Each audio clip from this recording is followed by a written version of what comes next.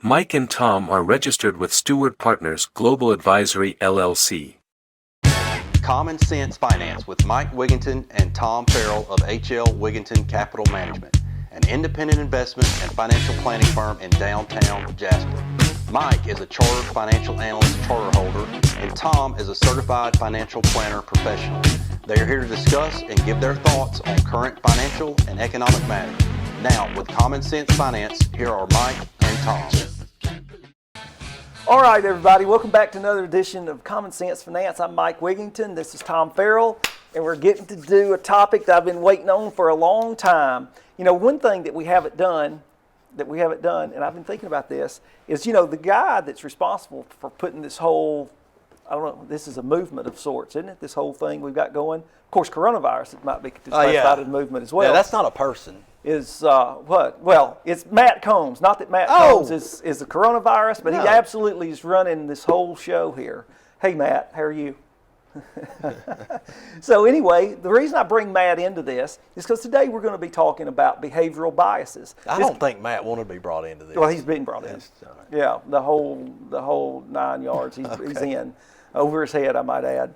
But we're talking about behavioral biases. So this is under behavioral finance, which is kind of a it actually is a different body of finance from traditional theoretical finance. This gets into psychology about how people actually make decisions. And you got all this psychological trickery that's going on in your mind. Yeah. You're perfect evidence of this. Yeah. All this psychological trickery and how you make decisions. Sometimes it's, lots of times it's irrational. Sometimes it's actually counter to the mathematical facts of a situation. But the thing that I like about it is that if you listen to this, some of these biases that we're about to talk about, it'll explain maybe why you're having trouble talking to your spouse, right? So you need to listen to this, Matt. Not that you're having trouble with your spouse, but it may help you out in your marriage.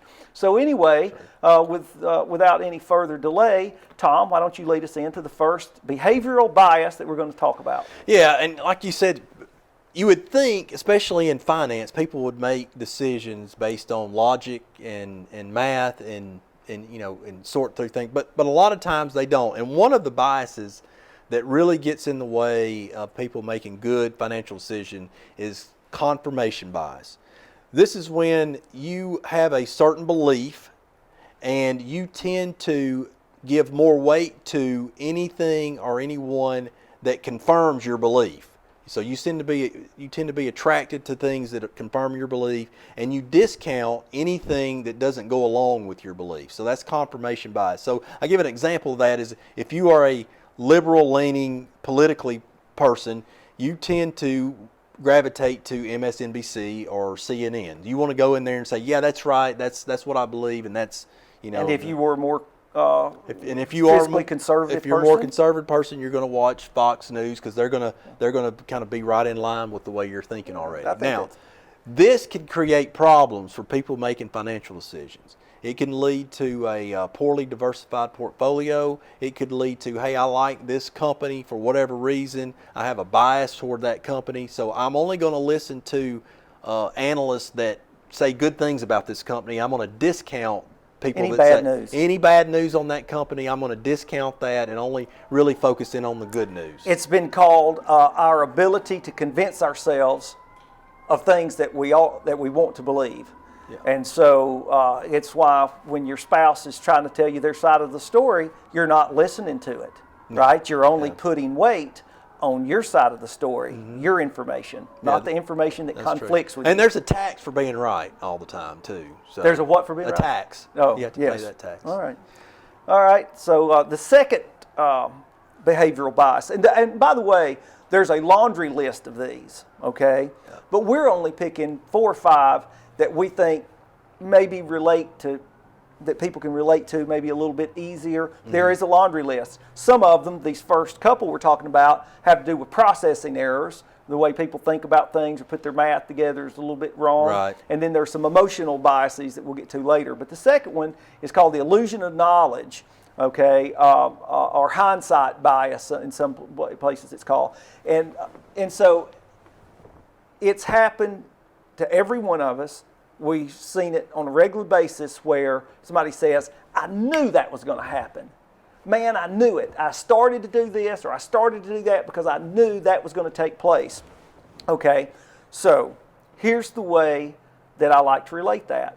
Most people are familiar with deja vu, and if you get into the science about that, and that's still up in the air, by the way, about exactly what happens, but people think it's this conflicting, the way the brain receives information in a conflicting way, that one part of the brain actually picks something up or perceives it, like when you walk into the room and you think, I've been here before, one part of the brain perceives it just a microsecond before the other part of the brain processes it, and so that could be the reason for the deja vu phenomenon, okay? Right. So this idea about illusion of knowledge, I knew this was going to happen, is simply because things that have already happened, that have occurred in the past, now seem quite obvious to you once they have occurred. Yeah. And so some of the consequences of that are it gives people a false self-confidence in their in their decision making.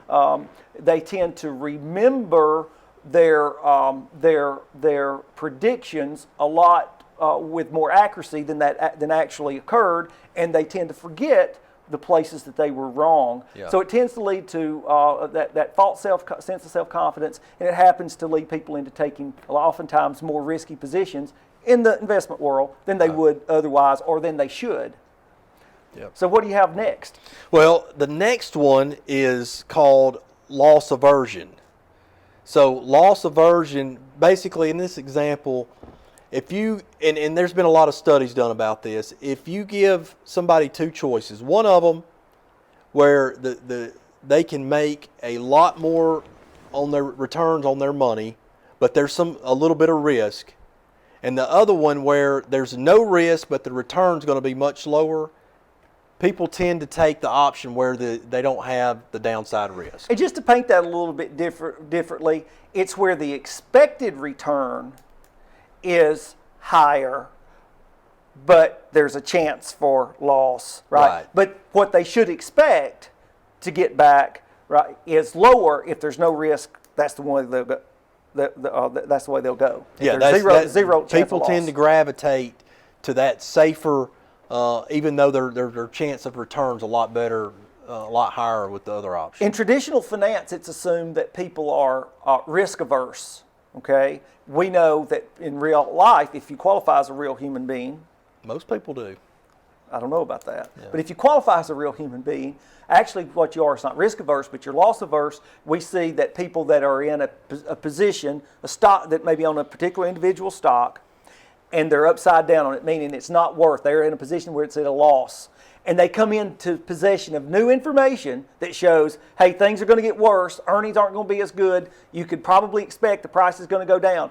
They will hold it, even though they're in, because they don't want to take a loss. Right. Okay, even though they're in possession of this new information. So actually they've taken on more risk to avoid a loss. Right. So good. Yeah, so that's something that you really need to try to guard against when you're making financial decisions. So that's good. Now, you have another one for us? Well, the next one we'll refer to is endowment bias. And endowment bias has to do with a particular psychological attachments to assets that we already own. So we place more value, we think more highly of them than we should, simply because we own them. Somehow that we've endowed the asset with more value just because we own it. You see this in so-called legacy stocks, which are stock positions that have been handed down through the family, that there's a sentimental value placed on them. Yeah. No, I wouldn't sell it at that price. That's just too low. Right. We see that even with homes. Well, I'd have to have, or a piece of real estate, I'd have to have this for it.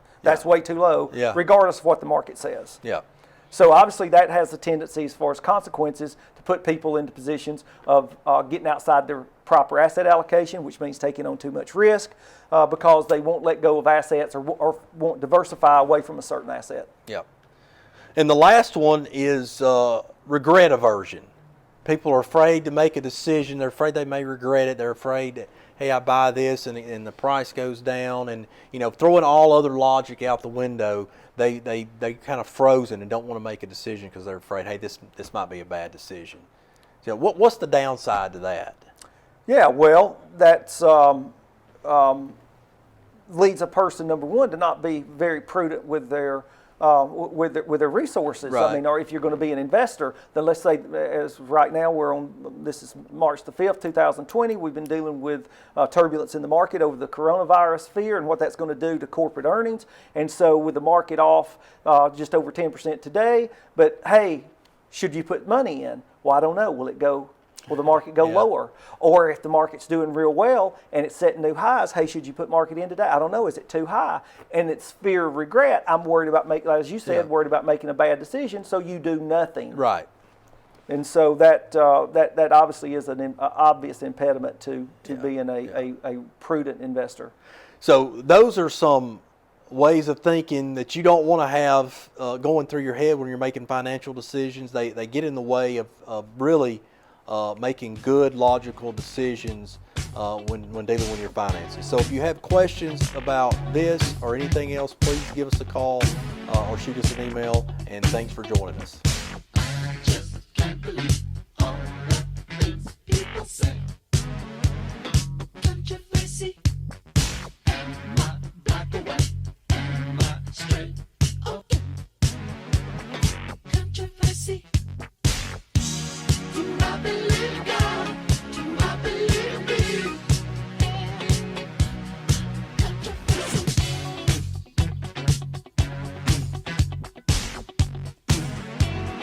Controversy.